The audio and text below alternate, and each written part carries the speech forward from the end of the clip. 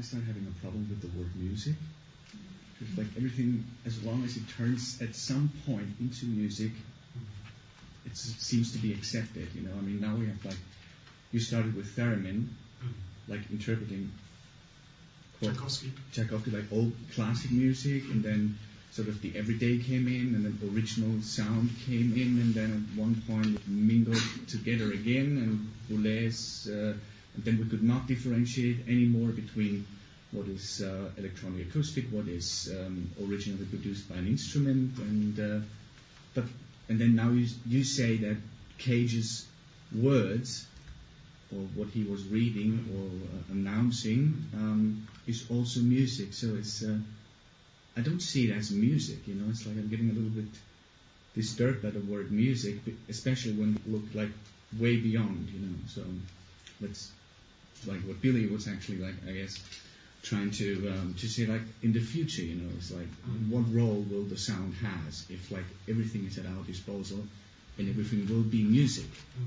So let's take, I don't know, cyberspace, for instance, you know, I mean, what will happen to sound? How will our body actually be mediated with new sound that has not anything to do with music? It depends.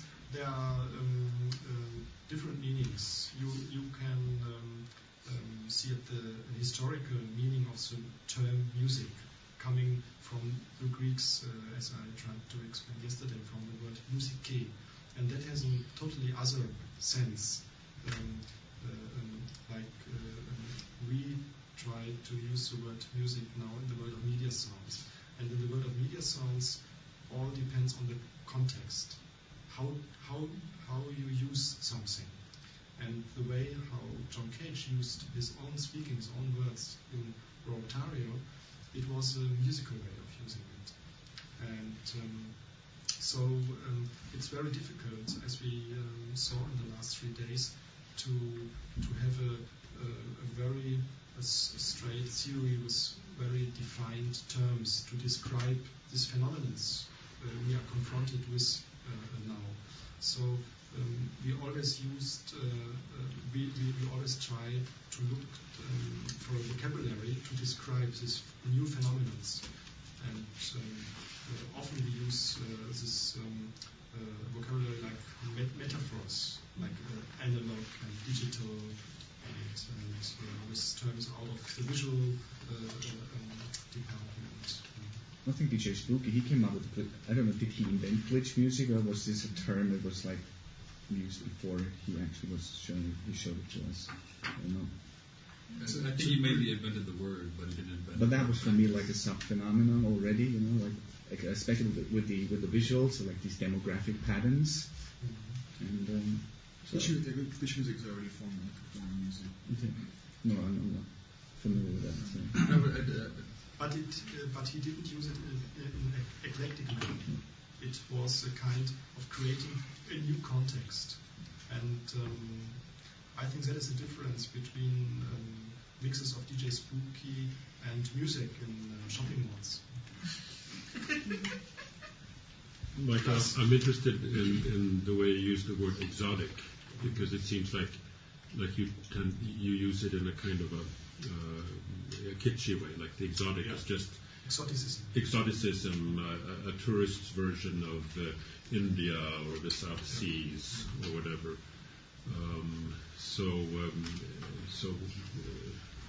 It's not a good term, or it's just a kitschy term. Yeah, absolutely.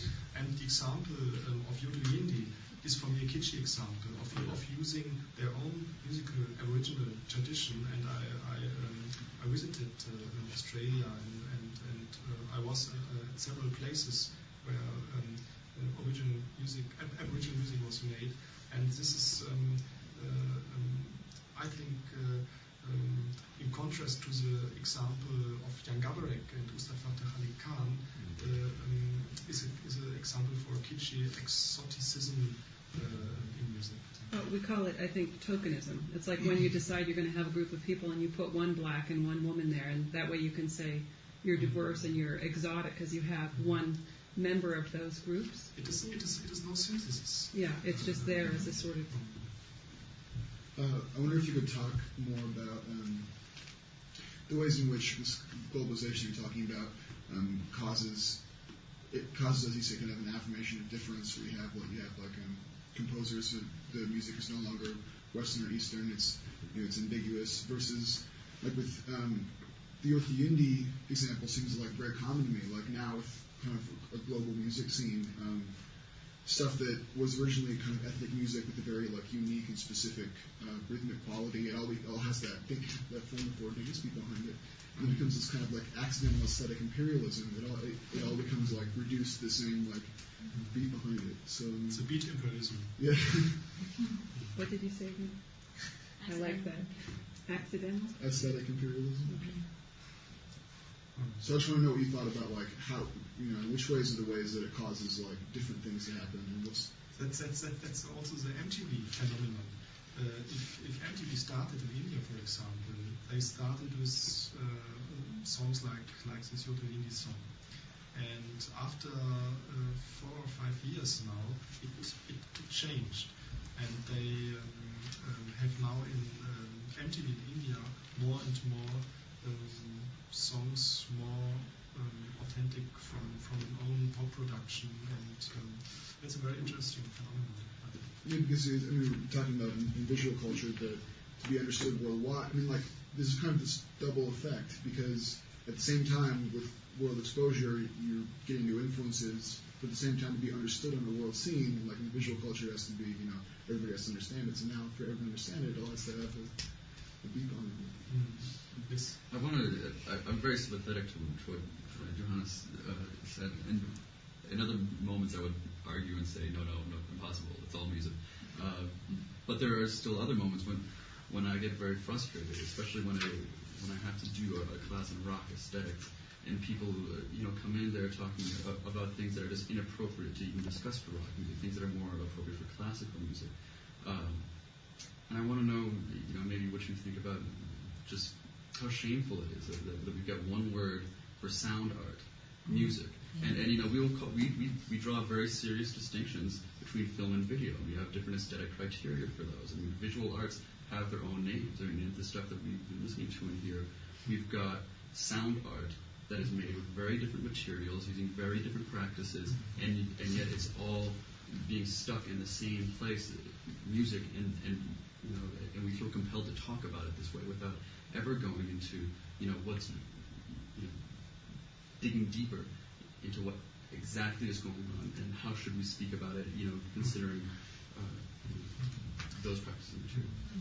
It is always more difficult to speak about musical phenomena of a visual, describing a visual phenomenon, film, painting, and also what happens in a book also. And so it's I think a very important process to look for possibilities to describe, not only describe what happened now in the way it happens now in the world of media sounds, but also looking for criteria for value.